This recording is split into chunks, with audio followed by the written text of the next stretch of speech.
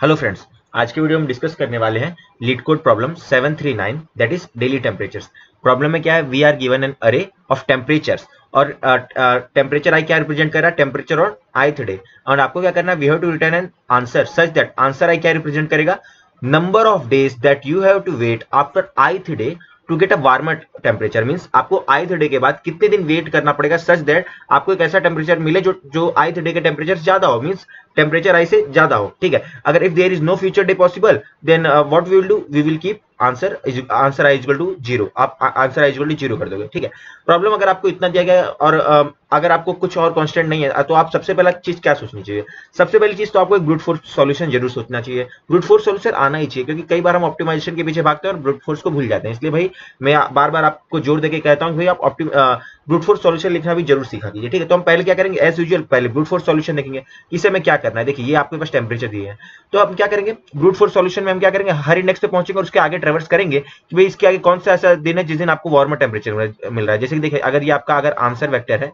ठीक है, या आंसर, ठीक है, तो आप क्या देखोगे, आप पहले जीरो इंडेक्स पे थे, तो कौन सा दिन है जहां पे आपको 70 से बड़ा टेम्परेचर मिल रहा है, तो भाई फर्स्ट दिन ही आपको बड़ा टेम्परेचर मिल जा रहा है, तो आपको वेट कितना पड़ा, 1 माइनस जीरो, 1 वेट करना पड़ा। अगर आप यहाँ पर आते हो तो आपको 75 पे पहुंचते हो, आपको बड़ा मिल जा रहा है। ठीक है, अगर आप 75 पे पहुंचते हो तो आपको कितने दिन वेट करना पड़ेगा सच दैट आपको बड़ा टेम्परेचर मिलेगा।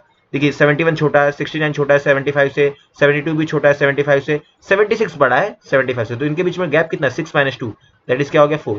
ठीक है, ऐसे इस करके आप अगर पूरा आपका अरे ट्रेवर्स कर लो और आपको आपका आंसर मिल जाएगा। तो ये क्या हो गया, ब्रूट फोर्स सॉल्यूशन। हम क्या कर रहे हैं, आप आईथ डे पे पहुंच रहे हो, ठीक है, उसके बाद आप क्या कर रहे हो, आप जे इज इक्वल टू क्या कर रहे हो, आई प्लस वन से लेके आप एन तक ट्रेवर्स कर ले रहे हो, और आपको जिस दिन भी टेम्परेचर बड़ा मिल जा रहा है आईथ डे से, वही आपका आंसर हो जा रहा है, आई माइनस जे आपका आंसर हो जा रहा है, जो कि गैप है। अगर आंसर नहीं मिल रहा तो आपका आंसर क्या हो जाएगा, जीरो। जैसे आप 7th डे पे पहुंचे तो उसके आगे कोई टेम्परेचर है ही नहीं जहां 7th डे से बड़ा मिले, तो आपने यहाँ पे जीरो रख दिया। ठीक बात, तो ये हम कर रहे हैं, तो इसका हम देखेंगे ब्रूट फोर्स कोड।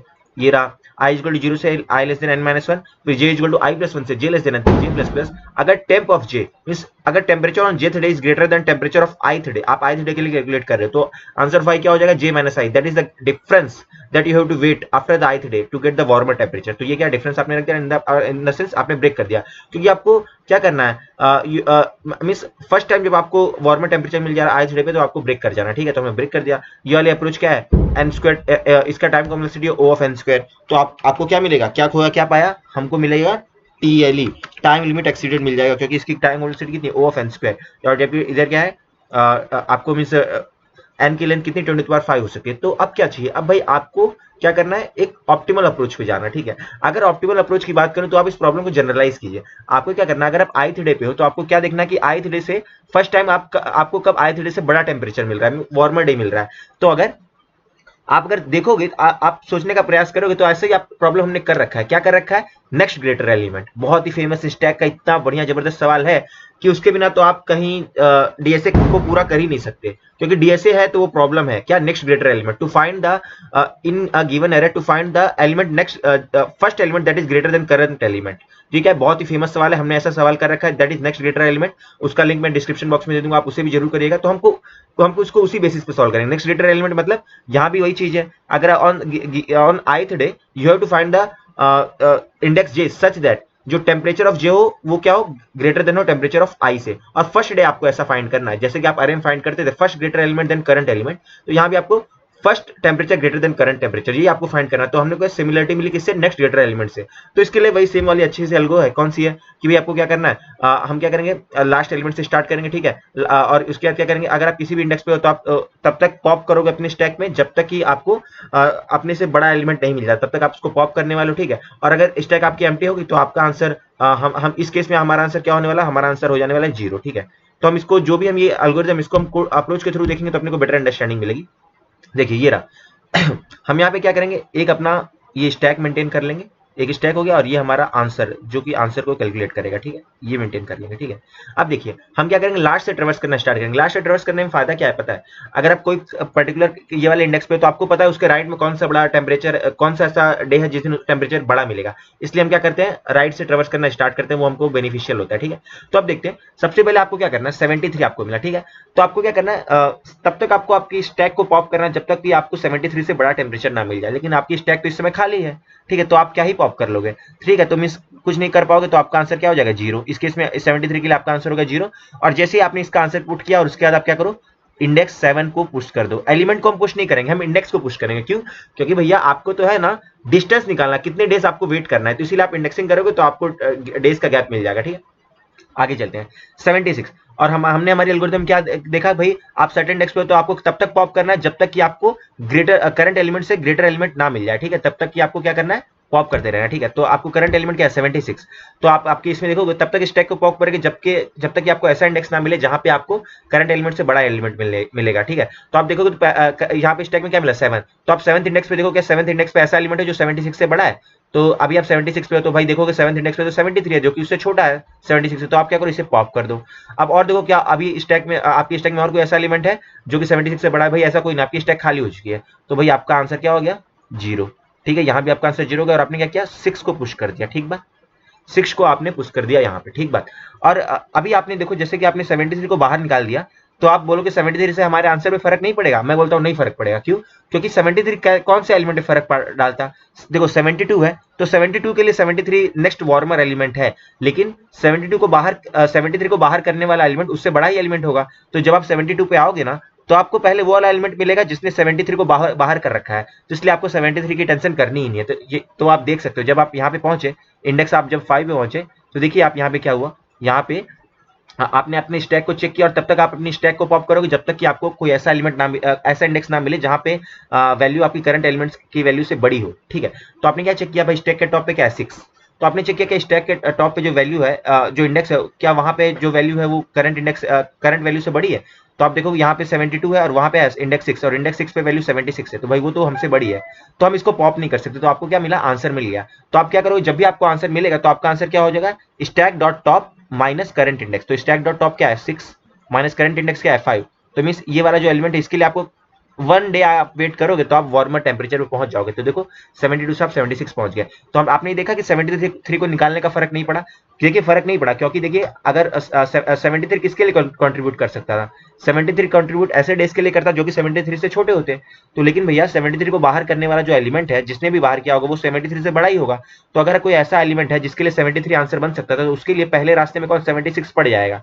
तो 76 जब पड़ जाएगा तो वही उसी दिन आपको वार्मर टेम्परेचर मिल गया, क्योंकि जिसने 73 को बाहर किया वो 73 से बड़ा ही होगा, इसलिए भाई 73 को बाहर निकालने का आपको फर्क नहीं पड़ा। आई होप कि ये चीज आपको क्लियर हो रही होगी कि भाई आपने अगर किसी एलिमेंट को बाहर निकाल दिया स्टैक से तो आपके आंसर ऑप्टिमल आंसर पे फर्क नहीं पड़ेगा, नहीं पड़ेगा। ठीक है, और आगे चलते हैं। अब हम कौन से इंडेक्स पे आ गए, अब हम आ गए 4th इंडेक्स पे।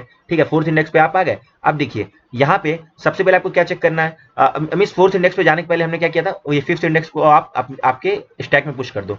अब 4th इंडेक्स पे पहुंचो और तब तक अपनी स्टैक के पॉप करो जब तक कि आपको कोई वार्मर ऐसा इंडेक्स ना मिले जहां पे आपको वार्मर टेम्परेचर मिल जाए। ठीक है, तो आपने पहले क्या मिला आपको 5, तो देखो इंडेक्स 5 पे क्या एलिमेंट है 72 और 72 69 से बड़ा है, तो भाई आपको किसी को पॉप करने की जरूरत नहीं है। तो इसके लिए आंसर क्या हो जाएगा, स्टैक डॉट टॉप -1 5 -4, तो इसके लिए क्या हो गया आंसर 1। तो इसके लिए भी क्या हो गया आंसर, इंडेक्स 4 के लिए 1, और आपने क्या किया इंडेक्स 4 को पुश कर दिया आपकी स्टैक में। ठीक बात, और आगे चलते हैं। आगे चले तो आपको कौन सा इंडेक्स मिला, आपको मिला इंडेक्स 3।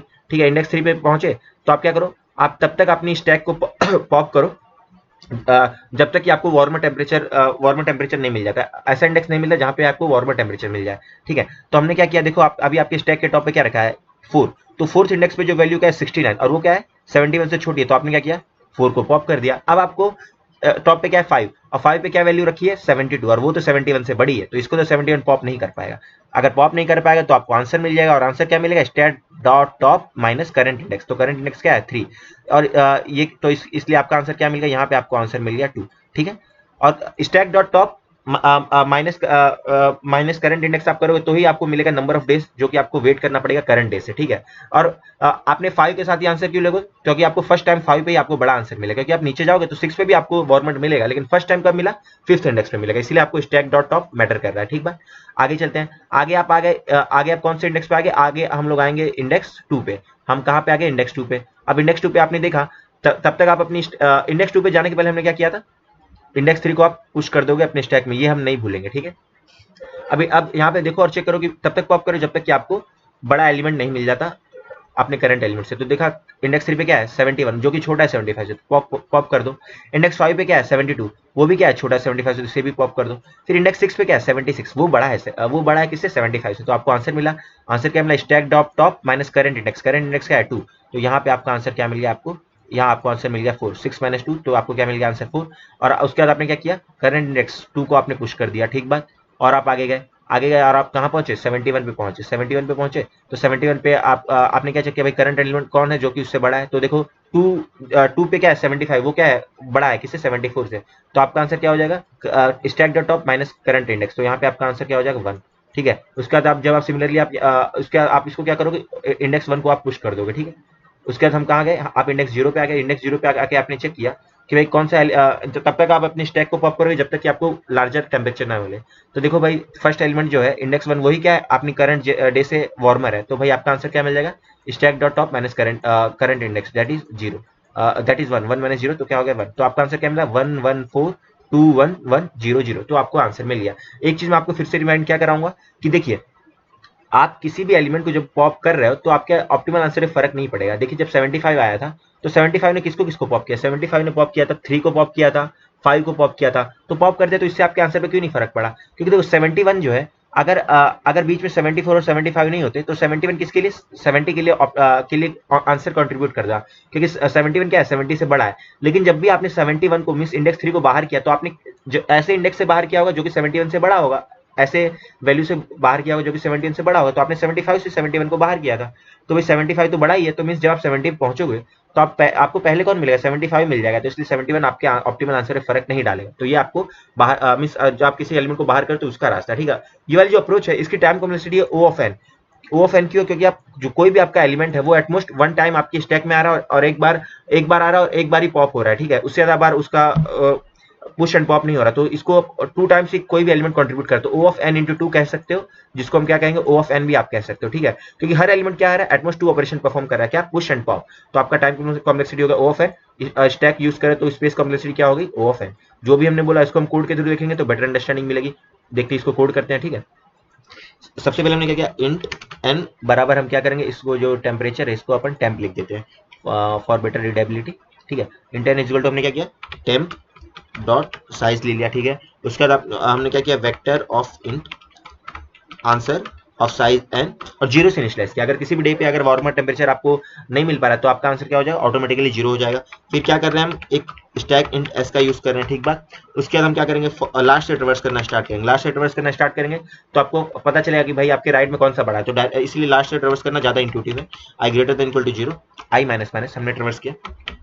सबसे पहले आपको क्या करना है ऐसे एलिमेंट्स को पॉप कर देना जो कि आपके करंट एलिमेंट से छोटे, while s is not empty, ठीक है।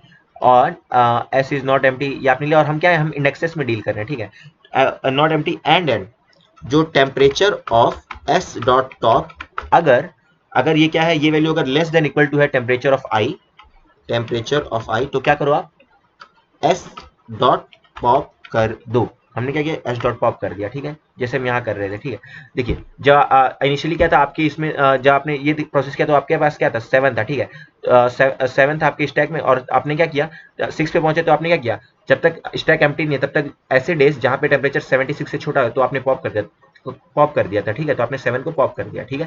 तो हमने यही चीज को कोड से लिखा, ठीक है। आपने पॉप कर दिया। उसके बाद आप क्या चेक करोगे अगर आपका स्टैक अगर एम्प्टी नहीं है तो आपका आंसर क्या होने वाला है, आंसर क्या होने वाला है आपका answer of i is equal to होगा stack dot top minus current index जो हम देखते आ रहे थे, ये आपका आंसर हो जाएगा, ठीक बात।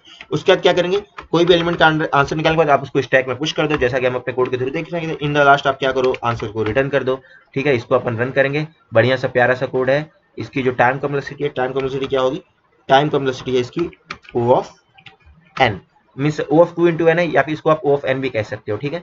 उसके बाद इसकी स्पेस कॉम्प्लेक्सिटी क्या है O ऑफ n क्योंकि आप स्टैक का यूज कर रहे हो, ठीक है। तो फ्रेंड्स क्या ये प्रॉब्लम क्या है बहुत ही प्यारा बहुत ही अच्छा प्रॉब्लम है, इंटरव्यू में बहुत बार पूछा जाने वाला प्रॉब्लम है। क्योंकि to find the next element to find the first element in your array that is greater than current element on the right side, ठीक है। बहुत ही फेमस प्रॉब्लम है, ठीक है। तो हमने इसका एक प्रॉब्लम देखा हुआ नेक्स्ट ग्रेटर एलिमेंट, उसका भी मैं लिंक आपको दे दूंगा, आप उसे भी जरूर देखिएगा। फ्रेंड्स आशा करता हूँ आपको इसका एक्सप्लेनेशन एंड कोड दोनों ही समझ में आ रहा होगा। फिर भी अगर आपको कोई दिक्कत है तो आप कमेंट सेक्शन में जरूर बताइएगा। वीडियो आपको पसंद आ रही है तो है तो वीडियो को लाइक कीजिएगा, चैनल को सब्सक्राइब कीजिएगा और अपने फ्रेंड्स का शेयर कीजिएगा।